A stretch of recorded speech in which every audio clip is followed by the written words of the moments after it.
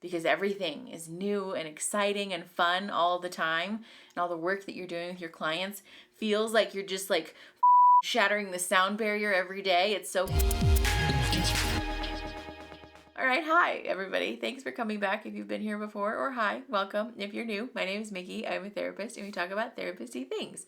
Today we are talking about the most therapist-y thing of all because I saw a request for me to talk about things that I wish I would have known when I was a new therapist or when I was in grad school, and I love this idea. I know that a fair amount of you are prospective therapists or new therapists, people in grad school and people who want to be therapists in the future. And so I thought this would be a super fun video for us to talk about that because I have lots of thoughts and feelings about this. And so I'm super excited to get into 5 things that I wish I would have known when I started my career as a therapist. So let's get into that. Before we get into it, I want to be super clear. These things are just purely from my perspective. These are my opinion. I think it goes without saying that everything on this channel is meant to be educational, is meant to be for entertainment purposes. Obviously, none of this is a replacement for therapy or anything like that. But I also want to encourage folks to take even videos like this with a grain of salt because therapy and being a therapist is something that's highly personal.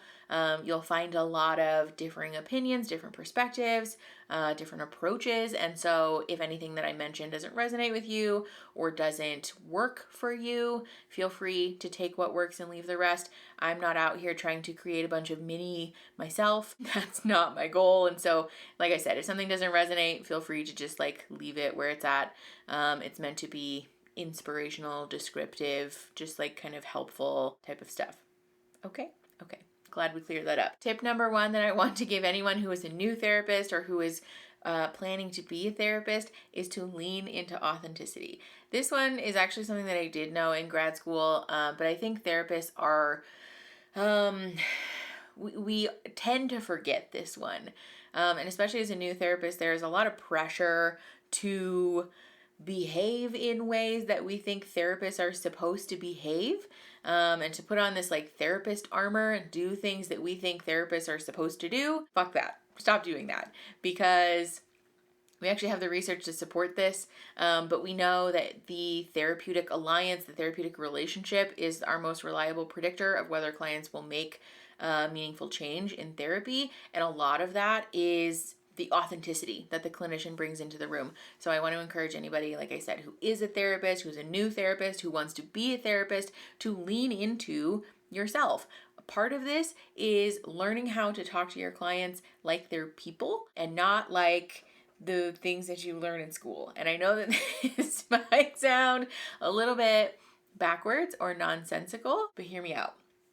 A lot of the educational tools that you're provided in grad school and in your clinical learning are very scripty, and for good reason. They're helpful tools because they can be applied across a large population, and they're meant to be used in that way. They're educational tools for a large population, so duh. But it's very important that we as therapists learn how to develop our own style with communicating with our clients, because if you're regurgitating a script that you held on to from grad school, or if you're leaning super heavily into this language that sounds very therapist-y or very clinical, it doesn't lend itself to creating an authentic connection, and it can be a barrier to your clients feeling safe and feeling able to be vulnerable with you, because they can perceive you as an entity almost. They have a hard time humanizing you when you behave yourself. I mean, when you conduct yourself in this way that lends itself to this kind of cyborg therapist-y. If you can hear my cat, by the way, I'm very sorry. This happens every time we film a video. She has very strong feelings about being locked out of the room. I promise that she is okay. She's just a stage 5 clinger, and she really likes to see what we're doing. But I really want to encourage new therapists or prospective therapists to explore what feels authentic to you and what feels like the way that you would communicate with a normal person, and then figure out how to dovetail that with your clinical knowledge. I'm not saying that you should communicate with your clients like you communicate with friends. That's not it at all. It's still very important that you maintain healthy boundaries and that there is some level of emotional distance for you.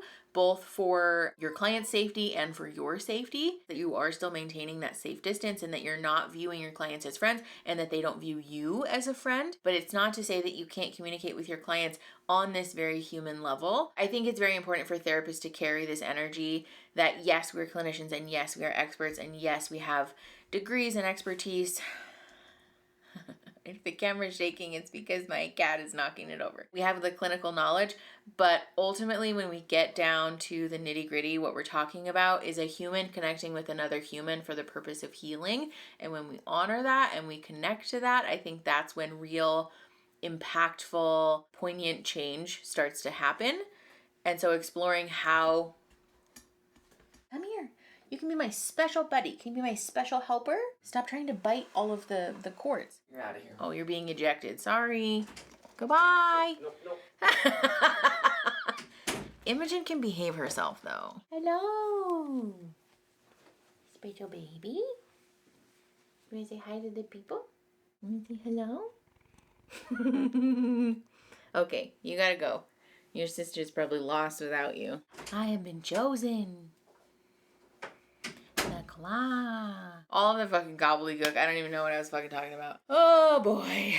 I completely lost my train of thought, but the meat and potatoes of what I'm trying to communicate to you is that yes, we are therapists with clinical knowledge and expertise and the degrees and all of the stuff. However, connecting with a human as a human is the thing that makes the most impactful difference as an expert and as the clinician. And so I really want to encourage people to figure out how to find that language and also how to create that environment where your client feels safe to do that with you. So if you have a supervisor or a mentor or coworkers or like safe people who are other experts in the field who can help you find that language, I would encourage you to lean on them and to like really give yourself permission to explore that, because it's very much a learning process that will evolve over time.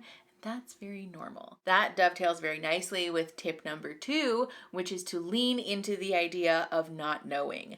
This is something that I wish I had done earlier, because just myself as a person, I'm very committed to this idea of knowing the things. And it was very much a learning experience and a journey for me to become comfortable with the idea that I don't know things and to admit that to other people. But as therapists and as experts, I think it's very important for us to honor that we don't know everything, that we won't know everything, that it's impossible for us to know everything, and that this field is filled with constant learning. Like that's very much what we are called to do, is continue to learn and evolve and grow and adapt to changes over time. It's literally built into the curriculum for most of our licenses that we have to do continued education units. And so I want to encourage people to own the not knowing aspect of being a new therapist, because it gives you a lot of power. There's a lot of cat hair on my face. It's all everywhere. It doesn't matter. It's fine. Everything's fine. As you become more experienced in the field and you make more professional connections, I would venture a guess that a fair amount of you will start to realize that there are a lot of other therapists. You may run into therapists who are very committed to this idea of being the people who know everything and who have, all this experience, or I've been around the block a few times and so I know a thing or two. And it is a very limiting belief to walk around with in your professional life, in your career, because it keeps you stagnant, it keeps you fixed, it keeps you stuck, and it prevents you from connecting with new clients and from meeting people where they're at who have different life experiences from you.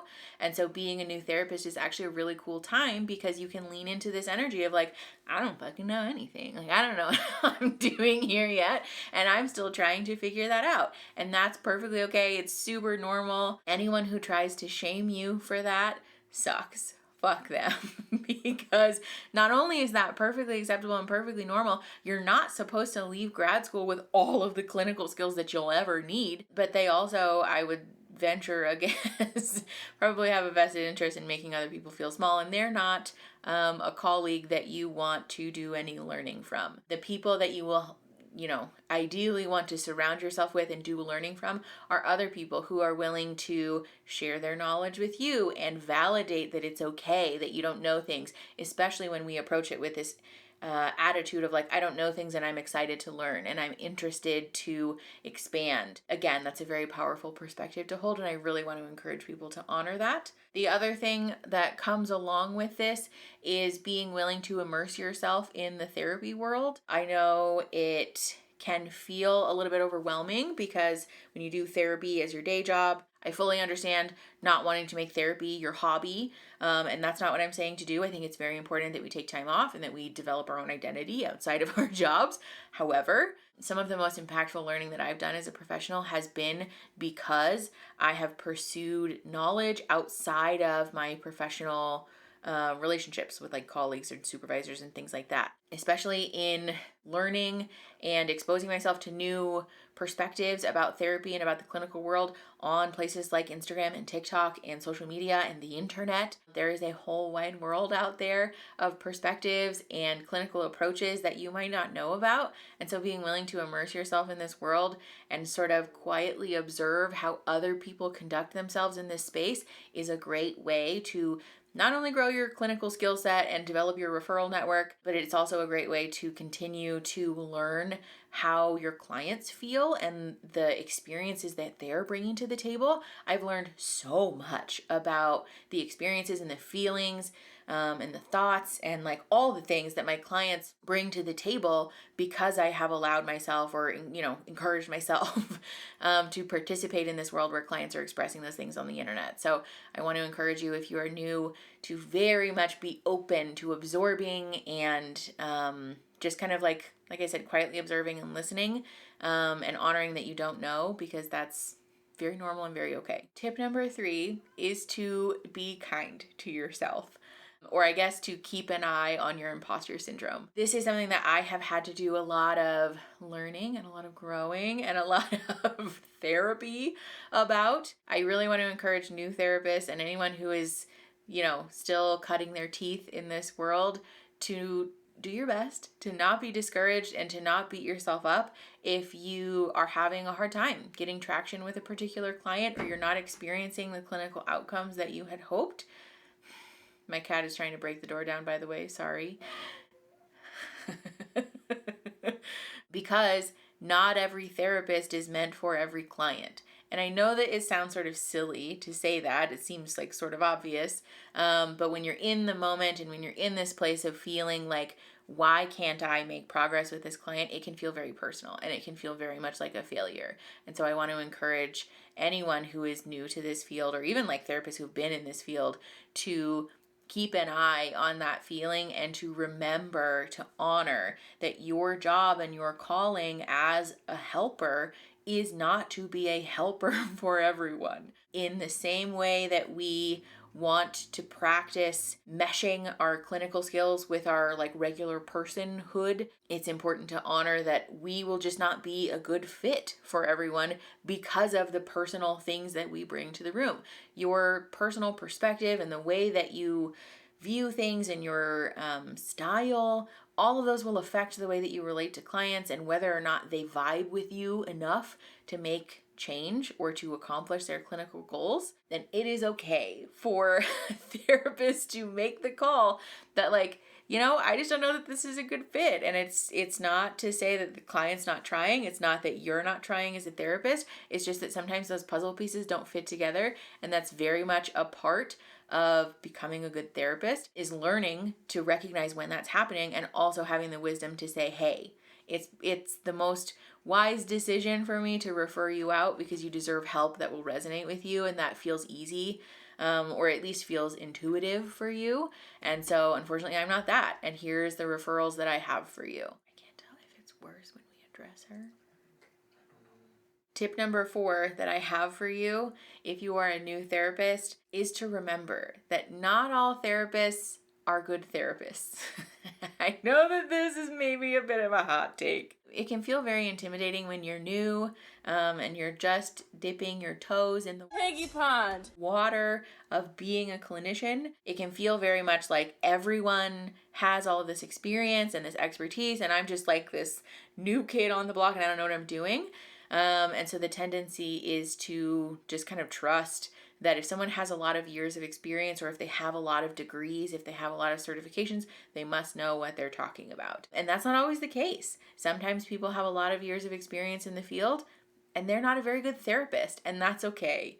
It's not okay for them to be practicing that way, but it's okay to honor that that's true. I want to encourage people to have a discerning eye in terms of who you're choosing to do your learning from, because again, it can feel very intimidating and very scary to say, I don't really want to take that piece of advice, or I don't know that that resonates with my personal values as a clinician, and so maybe I won't practice that particular intervention or utilize that particular referral. But if something really doesn't fit with what feels right or true, or especially if something you're being told something that you know doesn't fit with the research or isn't reflective of what you've learned about evidence-based practice, it's okay for you to say, thank you very much for your input, and choose to never do anything with that input anyways. And that's why I gave you the caveat at the beginning of this video, because not all advice from all therapists will resonate with you, and that's not a bad thing. Again, it's very similar to this idea that not all therapists are meant for all clients.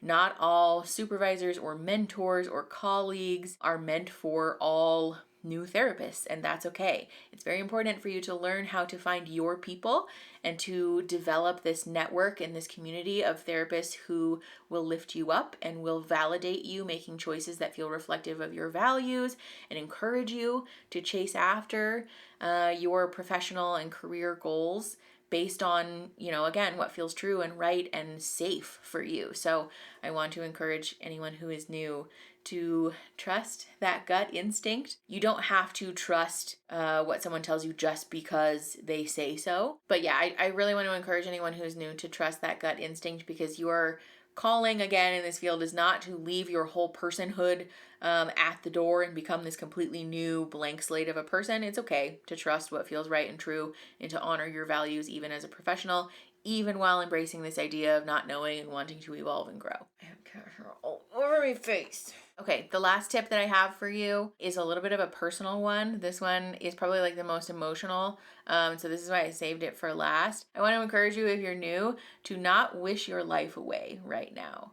I know when you are just starting out and you're in the process of trying to get clinical hours and get your, especially if you're doing associate level licensure, you're trying to test for this exam, or you're trying to get your feet under you and you want to get your client caseload full and all of this stuff, it's really easy to feel this sense of urgency of I gotta hurry up, I gotta do it all, I have to get as many years of experience under my belt and get as many clients and hours as I can so that people will take me seriously, so that I can be a part of this field and that people will, think that I'm a real therapist.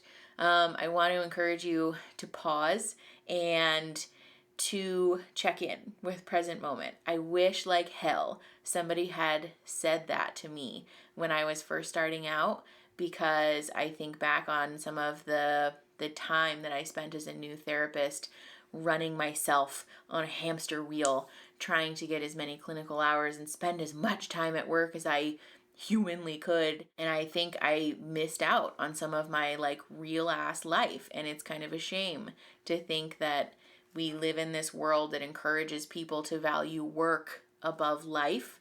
And I'm telling you right now that the life that you're in as a new therapist is just as worth living and being present in as the life that you will live when you're an experienced clinician with a bunch of clients, and when you're super busy and you have a bunch of shit to do. That life is just as valuable and just as fun, maybe even more fun, honestly, because you might have less to do.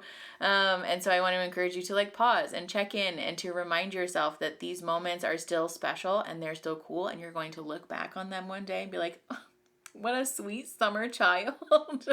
I know I have that experience of myself, of thinking back to the time when I would sit in my office with no clinical notes to write and I would be bored. I had the audacity to be bored at work, and I wish that somebody had told me hey, wake up, what are you doing?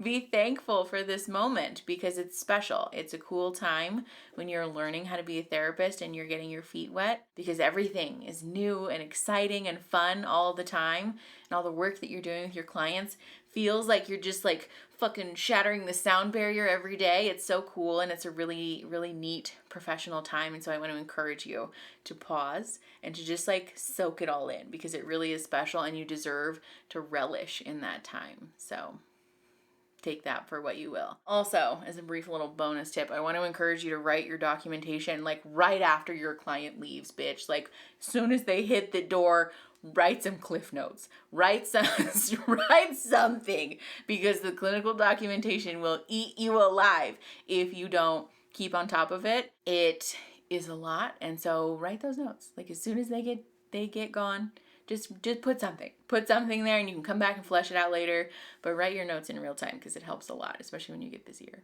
Okay, those are my tips.